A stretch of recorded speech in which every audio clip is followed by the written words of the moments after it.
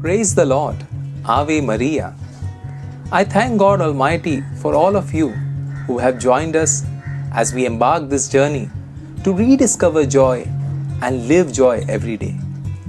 Today we are going to focus on the power of joy. So, what is joy? Is joy a luxury? No, I think it's a necessity. Every human heart is born looking for joy, and every heart is powered by it. You want real happiness? That's not just the passing mood. And your desire for joy is driving everything else that you are seeking in your life. Let me give you an example. If you want success, it is because you think success can give you joy. If you're looking for money, it's because you think money can give you joy. If you're looking to create an impact in this world, the drive the thing that drives you to do so is joy. So we can say safely that all of us are looking for joy. And not only does joy gives meaning to all our milestones and achievements, but joy gives us the strength to build a life that strives to achieve those milestones. Every one of us pull our strength from somewhere. Many are driven by the powerful emotions like anger, lust, or pride.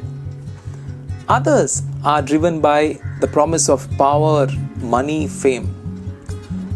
But I think the greatest and most tenacious driver in life is joy. Joy isn't just a feeling of contentment that comes after the fight is over.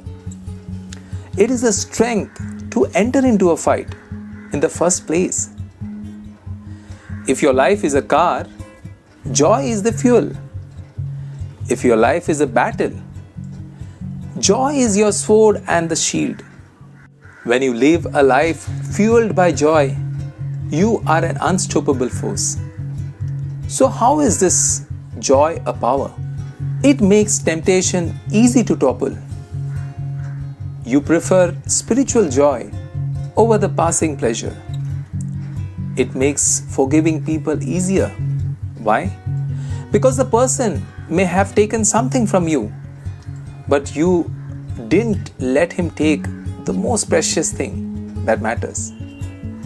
Joy makes it easy to pursue dreams because inevitable failures can't crush a joyful person.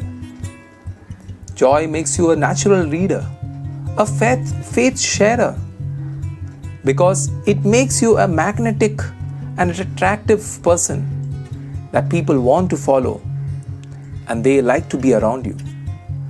Joy makes your setbacks set up for comebacks. It gives you the right perspective to face every challenge in your life. Joy even helps you to get more done at work. In fact, one of the meta-analysis of over 275,000 people across 200 different studies found that happy people aren't just more productive.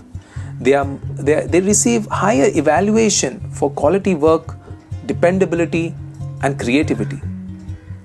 Joy even impacts physical health. One of the Harvard's unprecedented study, which tracked 268 students over the course of 75 years to find out what factors would make them happy, successful, and healthier in their old age. I will share with you the details about this study later in our journey. But for now, the article summed up, and it said, good genes are nice, but joy is better.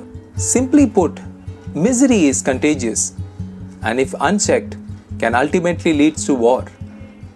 Joy is also contagious, and it leads to a better world, the kind that contented people create. Given all of the above, we cannot be a passive recipient of the passing moods of our life, of how we feel at the moment.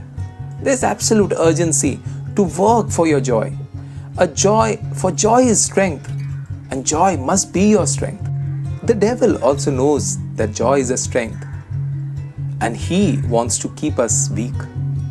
If you pay attention to, is simply devil trying to rob you of your joy. You need to know exactly how to win the daily battles, because your family, your friends, your church, and the whole world needs you.